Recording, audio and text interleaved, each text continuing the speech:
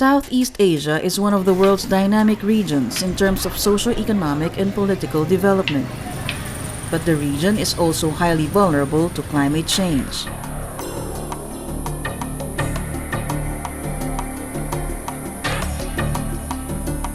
Most Southeast Asian countries have already experienced its negative effects in recent years.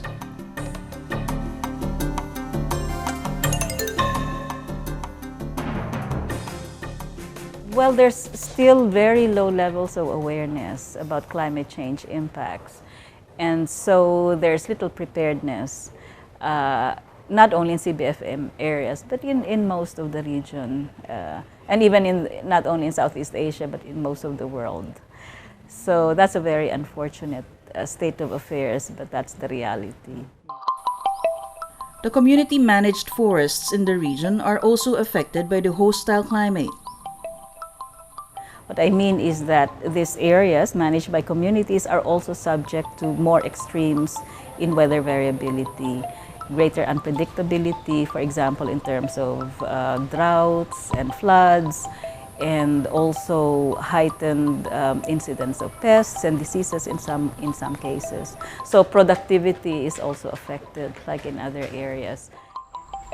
Many studies have emphasized that in order to mitigate the effects of climate change, Southeast Asia should put priority on efforts to avoid deforestation, encourage reforestation, and promote sustainable forest management. So forests are very, very critical. They also happen to be one of the cheaper ways of sequestering carbon. But for that, you need people to really protect their forests, manage their forests sustainably, and also to persist over the long term, to really fix to control emissions or reduce emissions of carbon into the atmosphere. So for that, you need incentives for people to do that over the long term. And social forestry, people-oriented approaches are the keys to sustaining this approach, this pathway.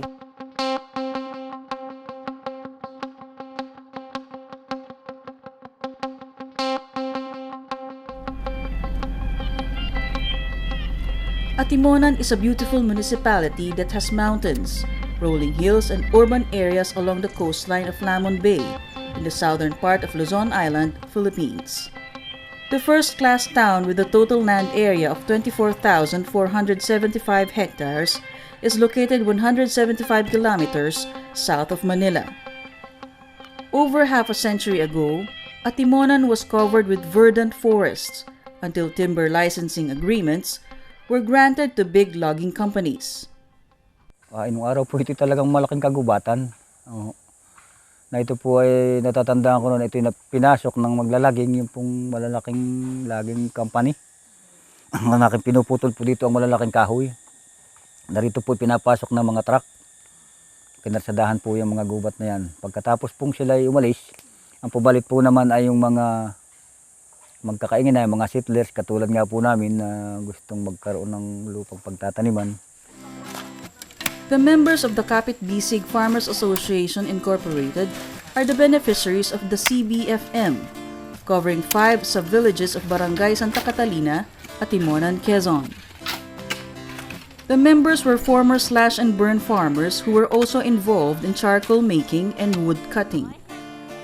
Kung noon, nabubuhay kami sa kahoy, dahil nga nagpuputol, namimili kami ng uling, namimili kami ng firewood, naman sa panahong ito, sa kahoy pa rin naman kami nabubuhay. Kaya nga lamang po sa mga bunga na ng kahoy. Dahil kumbaga, nagtanim na po kami ng hindi lang forest trees, pati po fruit trees na. Nasa ang pinagkukaan na din po namin ang aming pinagkakabuhay.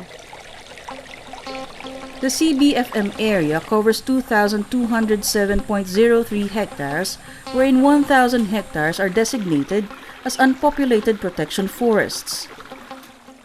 It has 343 members with individual certificates of stewardship. Ricardo and Esther Parin holds a certificate of stewardship on 2 hectares of land for 25 years. The Department of Environment and Natural Resources awarded the certificate in 1994. Itong buong area na ito, na sari-sari ang tanim. rambutan, citrus, saka nga po yan. May jackfruit. Niyog ang marami. Yan pong mga fruit trees ay ano lang, parang experiment lang namin kung alin ang magbibigay ng magandang kita. In recent years, when weather conditions have become unpredictable, the members of Kapit Bisig have experimented on crops that are resilient and profitable, just like the production of household brooms from tiger grass. Bali, ito po yung puno na pinagkukuhaan ng walis tambo. Ito po yung tiger grass na tinatawag. Ano po, madali po siyang magprodukto. Isang taon po ay pwede na siyang mamunga. Tapos po ay bali, yun po yung matibay sa bagyo. Dahil hindi po siya karaka-raka ay naaapektuhan ng bagyo. Ganon din po yung pong nakita rin po namin na bali yun po yung akma doon sa klase ng lupa po dito sa amin. Dahil po ang lupa dito sa amin masyado pong acidic.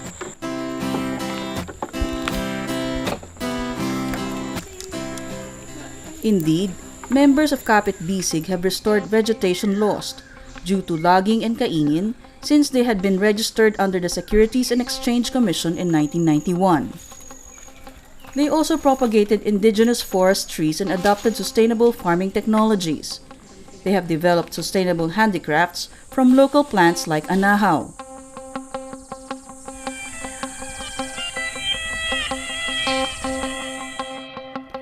But extreme weather conditions started to happen after 2005. For instance, fish ponds developed within their forest plots have dried up. Bali ito po yung datihan kong fish pond na kung saan nga po bali sa pagbabago po ng panahon ay medyo natuyuan na. Kaya nangyari po, inabandon ako na. Hindi ko na pinagpatuloy yung pag-fish pond ko, malulugi lang. Napakahirap po ng tubig namin ngayon dahil talagang kami po ay sabi ko nga kahapon, dayo pa ako doon sa ibaba para lang maglaba, maligo. Pagbalik mo, hindi mo alam kung tumutulo pa ba sa iyo ay pawis o tubig pang na iniligo mo. Ganon din po sa lupa. Yung pong mga bitak ng lupa, talagang makikita po yung epekto. Kahapon nga po sa paghahanap po ng source ng tubig ng aking asawa, nakita po niya yung isang lugar na dati po namin pinagkukuhaan ng tubig na napakalaki na daw po ng bitak. The rise in temperature of at least 0.2% per decade is predicted to change precipitation patterns, and which seem likely to exacerbate water supply problems. Ay sa pananim po ay nahihirapan po kaming magbuhay ng mga gulay. Ang ginagawa na lang po namin noon ay di araw-araw ay dilig pag ganitong mainit. Tapos ay di pinapandungan namin sa tanghali, alis-ulis sa hapon para naman makaano sila nung hamog sa gabi. Because of the dire effects of climate change, the members of Kapit Bisig have become more vigilant in the conservation of their natural resources. For instance, they have denied renewal of 2 limestone quarrying sites despite the promise of big income. This is because the quarry operations will affect the Nilubluban cave systems underneath the mining sites. The caves are vital to the water cycle in the area. Ito po ang pinangangalagaan namin sa pagkat baka po maapektuhan noong pagkukwari ng limestone. Bagamat yung pong quarry ay magbibigay din ng kita sa aming mga kabarangay, pero hindi po namin maisalang-alang na maapektuhan po itong kuweba dahil sa pagyayanig ng kanilang pag-break ng kanilang bato o pag-blasting ay maapektuhan po yung loob ng kuweba. Na kung saan ito po naman ay magandang loob at naiihanong tulad na rin po namin sa underground river ng Palawan. Kaya nga lamang po, ito po ay lakad lamang po ang ginagamit, hindi po yung katulad ng sa underground river ng Palawan na siya ay binabangka. The CBFM area is also adjacent to the buffer zone of the Quezon National Park, which they also help to monitor and protect. The Quezon National Park is a protected landscape with virgin forest, unique lowland rainforests, and karst vegetation, teeming with the numerous endemic flora and fauna. Since the legislation of the National Integrated Protected Areas System in 1992, government has been implementing measures to safeguard protected areas. protected areas are now important in their role as cushion or shock absorber against the effects of climate change. Kapit-bisig members help in monitoring and preventing entry of persons aiming to exploit the national park's rich assets. Mahirap din po talaga yung mga alaga dahil kami po may mga banta na rin ang buhay. Dahil na rin po sa pangangalaga po dito, sa pagpapatupad po ng aming proyekto. Marami na pong banta ng buhay, naranasan na po ng aming pong monitoring committee na paulanan ng bala sa pagpoproteksyon ng aming kagubatan.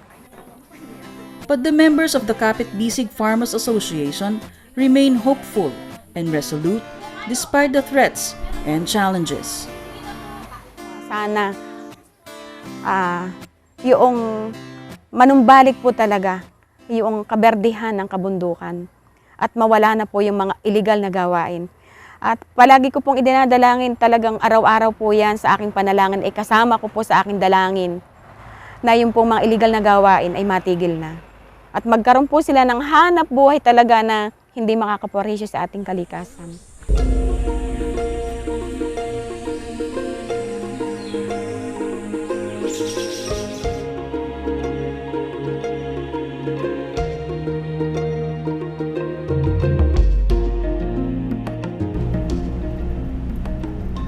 Anda is a third-class island municipality of Pangasinan Province in northern Philippines. The town is linked to the mainland by a long bridge passing through the Kakiputan Channel. Its land area is 8,380 hectares, with a population of 34,620. The island of Anda is situated within Lingayen Gulf and forms part of the Bolinao-Anda Reef. As such, it is a critical area in the maintenance and protection of coastal and marine resources in the country. One of the 18 villages or barangays of Anda is Imbo, a coastal village at the far end of the island. The road that leads to the remote village offers interesting sceneries like salt beds and local folks engaged in traditional salt making. Barangay Imbo may seem to be a sleepy village, but in recent years, it has attracted many visitors. The place is often visited for the local folks initiative and community-based forestry management, now recognized as a success story. Noong 1999, na-organize po kami, pahirapan po yan na mag-organize kasi sa pag-organisa kasi, yan kukunin mo yung kalooban ng mga tao. Unang-una, itong area, bare ito. Wala kang makita kahit isang punong kahoy. But it was not easy to introduce the idea of planting mangroves on bare shorelines. Yung kahirapan nga, kung walang maisaing yung isang tao, dapat ipaliwanag mo sa kanya na ang kabutihan ay nakikita sa susunod na mga araw. At that time, nagagalit yung iba. Bakit daw tataniman at baka sila ay mapagbawalan na kumuha ng mga shell.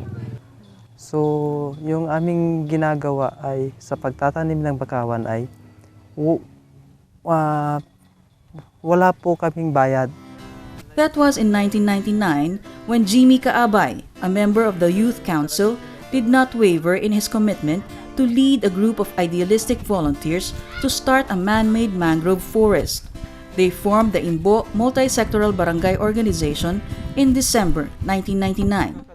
The Department of Environment and Natural Resources issued an agreement between the community and the people, covering only 9 hectares in December 2000. Almost one generation has passed, and now a lush mangrove forest covers an area along the shores of Imbo. Nandito po tayo ngayon sa gitna, halos gitna ng plantasyon na 20 hectares established mangrove plantation kung saan kailan naumpisahan nitong noong 1999 hanggang nitong 2012. Kaya may part na portion na may malilit pa at mayroong portion na medyo malalaki na. Actually, itong mga tinanim dito ay bakawan lalaki at babae. Or we call it rhizophora species. Pangasinan province was battered by several super typhoons since 2009. Barangay Imbo, which faces the open sea, is very vulnerable to storm surges and flooding. Nung nagkabagyo po ng Cosme, Juan at saka Undoy, nasira po lahat ng bahay nila, yung bubong lumipad, totally was out. Nainggit po sila dahil sa bahay namin, kabahayan namin, walang nasira. Samantalang sa kanila, lumipad yung bubong, nag-iiyakan sila na sabi nila, dito naman sa amin, dito naman kayo magtatanim sa amin. At pati sila, ay nung nagtanim kami, pati sila, tumulong na rin po sa amin sa pagtatanim. Indeed, the mangroves of Imbo have shown that they have a vital role to play in reducing the impacts of climate change. Many international studies have found that mangrove forests have 3 times the net carbon trapping ability compared to ordinary forests. Mangrove forests protect nearby communities from the effects of rising sea levels, coastal erosion, and flooding, as demonstrated by the story of the Imbo Multi-Sectoral Barangay Organization. Mangroves also provide food security for communities like Imbo, since mangrove forests serve as nursery and breeding grounds for fish, crabs, and seashells. Itong mga nakaraang taon, buwan, may paunti-unti na dumarating na pumupunta na dito, nagmamigrate na para tulad ng mga migratory birds, egret, heron. May mga iba't ibang klase ng snake na mayroon dito, may sawa. Mayroon na nga atang viper daw dito eh. Marami ka na makikita. Tulad ng mud crab, mayroon na rin. Shrimp, kung saan yung shrimp doon, dati nasa malayo, ngayon nasa malapit na lang sila.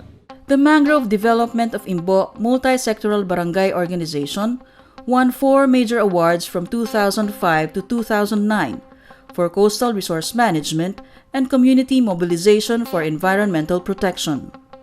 Yung madam, pagka may trabaho, halimbawa, gagawa kami ng mga piskid, ganun, okay.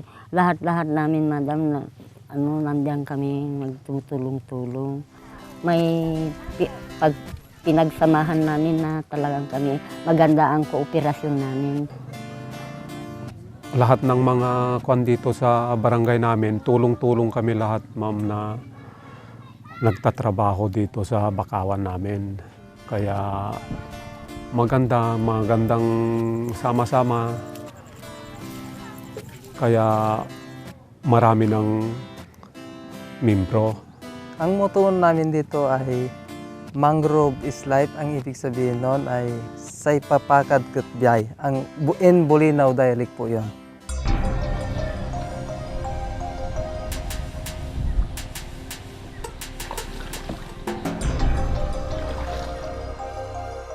Climate change is happening in Southeast Asia, and its impact will intensify.